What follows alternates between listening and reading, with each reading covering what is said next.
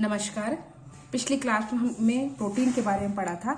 आज हम प्रोटीन की कमी के प्रभाव के बारे में पढ़ेंगे कि प्रोटीन की जो डेफिशिएंसी होती है उससे क्या क्या रोग हो जाते हैं, उसका हमारे शरीर पर क्या इफेक्ट पड़ता है। तो सबसे पहले हम लेते हैं प्रोटीन की कमी के प्रभाव। इसमें 3 रोग आते हैं। एक होता है क्वाशियकोर रोग, एक होता है सूखा रोग जिसे मेरास्मस भी कहते हैं, और एक होता है मेरास्मिक क्वाशियकोर, मतलब दोनों का मिला जुला रूप दोनों का। तो सबसे पहले हम पढ़ते हैं प्रोटीन की कमी के प्रभाव। भारतवर्ष में प्रोटीन की कमी से बहुत बच्चों की डेथ होती है, जो कि प्रोटीन कैलोरी माल न्यूट्रिशन के कारण होती है, जिसे प्रोटीन कैलोरी कुपोषण भी कहा जाता है। हमारे देश में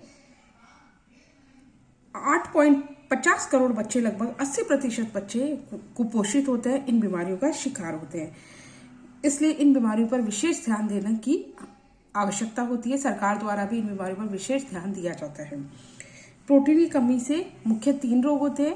पहला क्वाशियकोर, सूखा रोग, मेरास्मस और मेरास्मिक क्वाशियकोर। तो सबसे पहले हम लेते हैं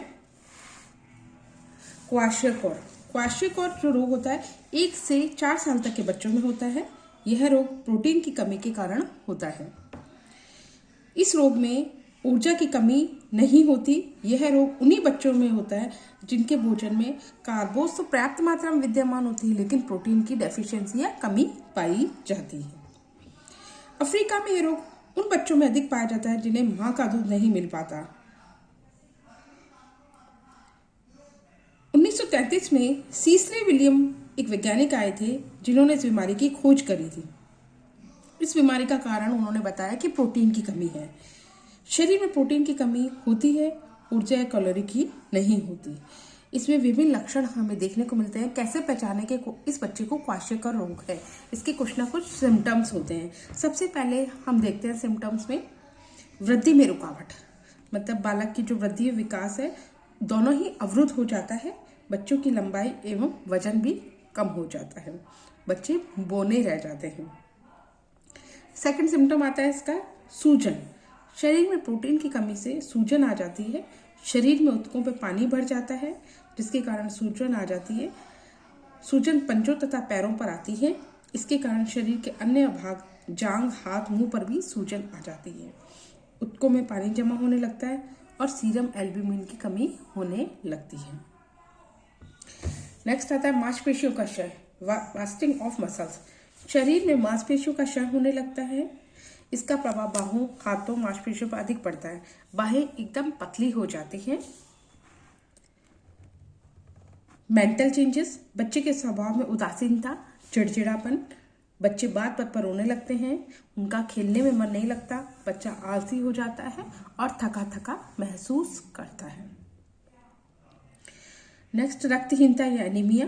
प्रोटीन की कमी के कारण हीमोग्लोबिन का निर्माण नहीं हो पाता, फलतः एनीमिया हो जाता है। म्यूकस मेम्ब्रेन्स पर भी प्रभाव पड़ता है। प्रोटीन की कमी के कारण म्यूकस मेम्ब्रेन्स प्रभावित होती है। होंठ फटने लगते हैं, कटने लगते हैं, होठों के किनारे फट जाते हैं, उन्हें जीभ की सतह भी फटी हो जाती है और उन्हें चिलोसिस नामक रोग भी हो जाता है कई बार। बेसिकली देखने का जो क्वाशियकोर है, देखते ही पता चलता है कि ये बच्चा क्वाशियकोर है। उसका सबसे इंपॉर्टेंट सिम्टम जो होता है उसका मून लाइक फेस हो जाता है, यानी चंद्रमा के जैसा फेस हो जाता है, क्योंकि जो मुंह होता है उस पर सूजन आने लग जाती है। हाथ, पैरों, टांगों पर भी सूजन आ जाती है, जिसके कारण मुंह जो होता है उसका चंद्रमा जैसा गोल हो जाता है। दांत भी कमजोर होकर खराब हो जाते हैं। इसमें इस नर्वस सिस्टम पर भी इफेक्ट पड़ता है। प्रोटीन की कमी से न केवल बच्चे का शारीरिक विकास अवरुद्ध होता है, बल्कि मेंटल लेवल भी बाधित होता है। प्रोटीन की कमी से हमारी जो त्वचा है वो रुक्ष हो जाती है, शुष्क हो जाती है। त्वचा के रंग में परिवर्तन हो जाता है और जगह जगह पर भूरे रंग के काले चकत्ते हो जाते हैं। वर्णकों की अधिकता के कारण होता है ये। पाचन संस्थान में गड़बड़ी हो जाती है। वसायुक्त पदार्थों का पाचन ठीक से न होने के कारण यकृत बढ़ जाता है। यकृत छूने पर कड़ा महसूस होता है, भूख कम हो जाती है, उल्टी व डायरिया की शिकायत भी होने लगती है। हेयर फॉल होने लगता है, इफेक्ट्स पड़ता है हेयर पर, बाल पतले, कड़े, कमजोर हो जाते हैं, बालों का रंग बदल जाता है, बाल चमकहीन व रूखे हो जाते हैं।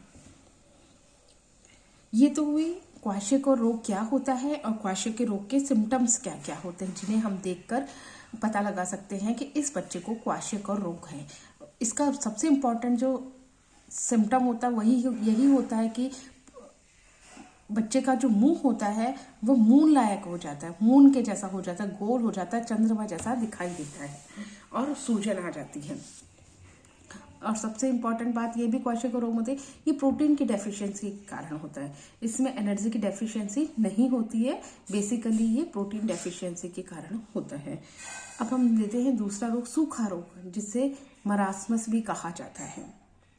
जब बालक के आहार में प्रोटीन और ऊर्जा दोनों की कमी होती है तो सूखा रोग हो जाता है। मतलब इसमें प्रोटीन के साथ साथ क्या होगी, एनर्जी की डेफिशिएंसी भी हो जाएगी, तो उसे बोलते हैं सूखा रोग। यह रोग 6 माह से 18 माह तक के शिशु में होता है। 4 वर्ष तक के बालक में भी ये रोग देखने को मिलते हैं।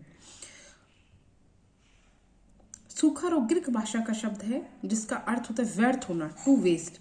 ये रोग अधिकांश निर्धन वर्ग के बच्चों में अधिक देखने को मिलता है, क्योंकि उनकी जो डाइट होती है उसमें न प्रोटीन होता है न एनर्जी होती है, तो उनमें ये अधिक देखने को मिलता है।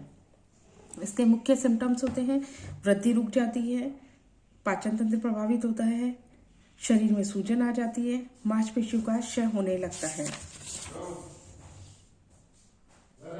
ये तो हुए मैरास्मस रोग। अब आता है तीसरा, मैरास्मिक क्वाशियोकर, मतलब दोनों का मिला जुला रूप। दोनों का मिला जुला रूप में अविकसित एवं विकासशील देशों में प्रोटीन, ऊर्जा, कुपोषण अधिक होता है। वहां के बालकों में मैरास्मिक क्वाशियोकर इन दोनों के लक्षण एक साथ दिखाई देते हैं। जहां मतलब प्रोटीन, एनर्जी दोनों की डेफिशिएंसी होती है, उनमें ये देखने को मिलता है। प्रोटीन, ऊर्जा, कुपोषण स्पेक्ट्रम का यदि अवलोकन करें तो देखने पर हमें ये पता चलता है कि प्रारंभिक बाल्यावस्था में क्वाशियोकर एक छोर पर है जबकि मैरास्मस दूसरे छोर पर है। इन दोनों के मध्य में मैरास्मिक क्वाशियोकर है। अतः मैरास्मिक क्वाशियोकर इन दोनों रोगों के बीच की स्थिति होती है, जिसमें दोनों ही प्रकार के लक्षण पाए जाते हैं। इसमें बच्चों में सूजन भी आ जाती है, बच्चे कमजोर भी हो जाते हैं, मानसिक विकार भी उत्पन्न हो जाते हैं, एनीमिया भी हो जाता है,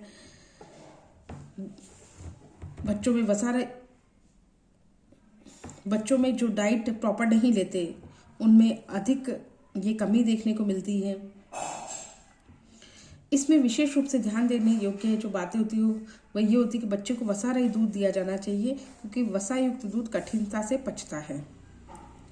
बच्चों में घी, तेल, मसाला का प्रयोग नहीं होना चाहिए। उन्हें पर्याप्त मात्रा में बैलेंस डाइट देनी चाहिए। उनकी कुकिंग क्वालिटी को इम्प्रूव करना चाहिए। विटामिन, मिनरल्स की टैबलेट्स देनी चाहिए उनको, जिससे उन्हें एनीमिया की टैबलेट्स देनी चाहिए, एनीमिया रोग ना हो। ये तो मुख्य तीनों रोग होते हैं, क्वाशियोकर, मरास्मस और मैरास्मिक क्वाशियोकर। क्वाशियोकर जो रोग होता है वह प्रोटीन की डेफिशिएंसी के कारण होता है। मैरास्मिक रोग जो होता है वह प्रोटीन व एनर्जी दोनों की डेफिशिएंसी के कारण होता है। मैरास्मिक क्वाशियोकर जो होते हैं जिनमें इन दोनों के सिम्टम्स मिले जुले दिखाई देते हैं, मतलब उसमें क्वाशियोकर के भी सिम्टम्स होते हैं, उसमें मैरास्मस के सिम्टम्स भी दिखाई देते हैं, उसे बोलते हैं मैरास्मिक क्वाशियोकर। ये हुआ आज का टॉपिक कि विशेष रूप से हमें किन बातों पर इनमें ध्यान देना चाहिए और इनकी डाइटरी मैनेजमेंट कैसे करना चाहिए।